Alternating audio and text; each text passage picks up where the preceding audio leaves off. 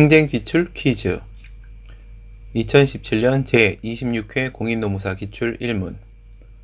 근로복지공단의 장애급여 부당이득 징수결정 사건 사례 대비 취소 소송상 협의의 소익 공사 현장에서 산재 사고로 인해 상해를 입은 근로자가 보험급여를 지급받은 후 근로복지공단이 이중보상을 이유로 2016년 3월 일부 금액에 대한 징수결정을 고지하였다가 2016년 11월 다시 일부를 감액하는 처분을 하면서 그 고지서에는 이의가 있는 경우 행정심판법 제27조의 규정에 의한 기간 내에 행정심판을 청구할 수 있습니다 라고 기재한 경우 근로자가 감액 처분에 행정심판을 청구하여 각하재결을 받은 후 재결소 송달 즉시 2017년 5월 위 감액 처분의 취소를 구하는 행정소송을 제기하였다면 이는 적법한가? 만약 감액 처분이 아니라 감액되고 남은 당초의 징수결정을 쟁송의 대상으로 삼아야 한다면 산업재해보상보험법 제103조 5항에 따른 일반 행정심판의 제기의 제한과 별개로 감액 처분에 대해 제기한 행정심판은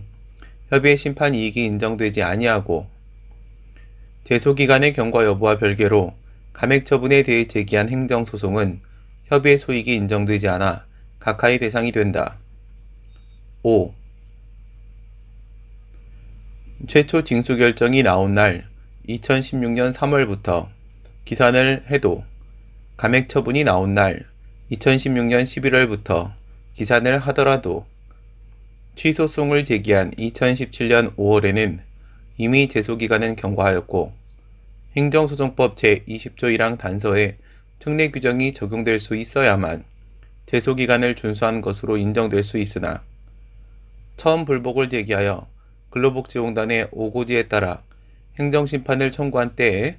원래부터 제소기간 내에 취소의 제기가 가능한 경우여야 제소기간 특례 규정의 적용을 받을 수 있다는 점에서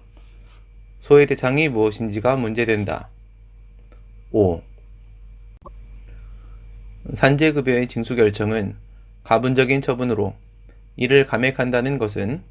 감액된 징수금 부분만 일부 취소하는 것으로 그 범위 내에서 법적 효과가 미치는 행정처분에 해당하나 그렇더라도 당초 처분과 변경 처분 중 무엇을 소외 대상으로 삼아야 하는지의 문제는 소송 요건 중 대상 적격과 관련하여 검토되어야 한다. X. 처분청은 당초 처분에 잘못이 있는 경우에 이를 스스로 시정하기 위한 변경 처분을 하게 되며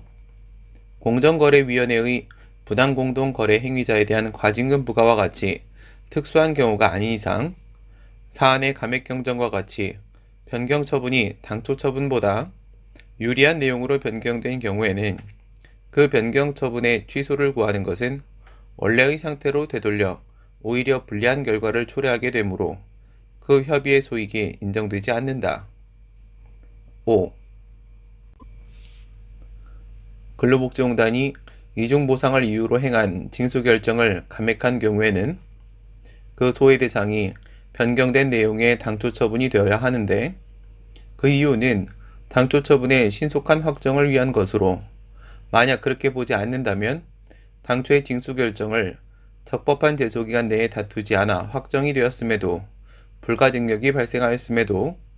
근로복지공단이 위와 같이 유리하게 감액하는 처분을 하였다는 이유로 그 제소기간이 연장되는 불합리한 결과를 초래할 수 있기 때문이다.